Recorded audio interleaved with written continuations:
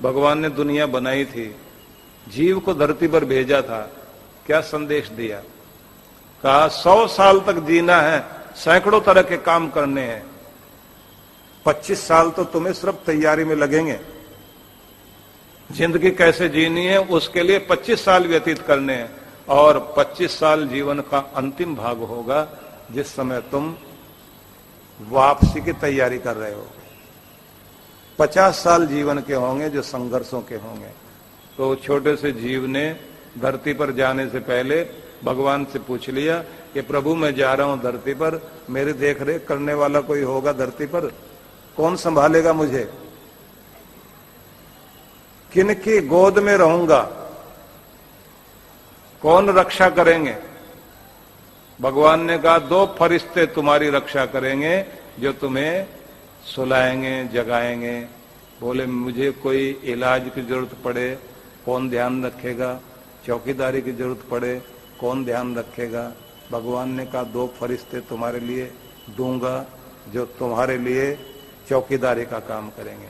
बोले मुझे जमीन जायदाद, खाना पीना, कपड़ा गहना ये सब की जरूरत पड़े तो कोई साहूकार भी दो। बोले 2 फरिश्ते साहूकार के रूप में देंगे जो तुम्हारे लिए जमीन जायदाद भी देंगे, मकान भी देंगे, गहने भी देंगे, ऐसे साहूकार भी 2 देंगे। तो फिर इसने कहा कि कोई मुझे शिक्षा दे, पढ़ाए, जानकारी दे। भगवान ने कहा उसके लिए भी 2 फरिश्ते देंगे जो पूरी व्यवस्था करेंगे। ये बोलता चला गया, भगवान बोलते चले गए, 2 फरिश्ते देंगे, 2 फरिश्ते देंगे। आखिर में इसने कहा कि ये सारे फरिश्ते मिलाकर 2000 हो गए। तो 2000 अगर मेरे अकेले के लिए होंगे तो दुनिया में तो भीड़ लग जाएगी। भगवान ने कहा ये 2000 नहीं, ये होंगे 2 ही। एक का नाम मां होगा, एक का नाम बाप होगा, ये दोनों ही तुम्हारे लिए पूरा ध्यान रखेंगे।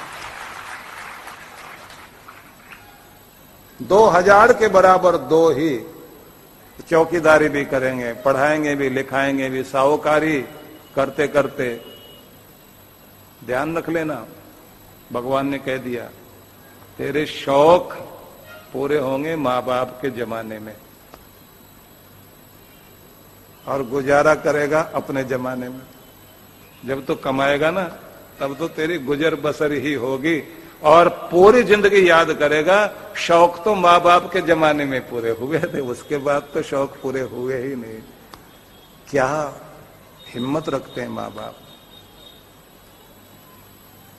अपने बच्चों के सारे शौक पूरे कराते हैं।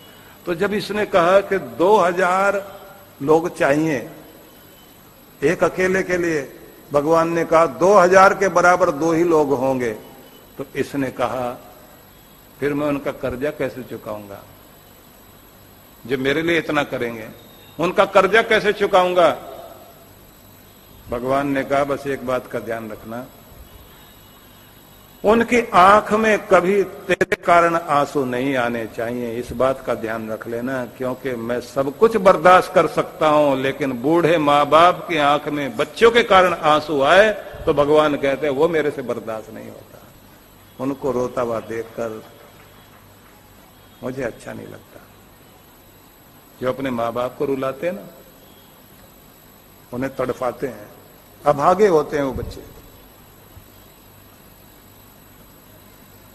इसने कहा कर्जा चुकाने का तरीका भी तो बताओ भगवान। भगवान ने कहा एक दिन तुम्हें भी फरिश्ता बना दूंगा, जब तेरे बच्चे पैदा होंगे उस दिन तू माँ बाप बनेगा तो भी ऐसा फरिश्ता बन जाएगा, और इसी तरह जैसे तेरे माँ बाप ने किया तो भी अपने बच्चों के लिए करेगा। बस यही है कर्जा चुकाने का तरीका।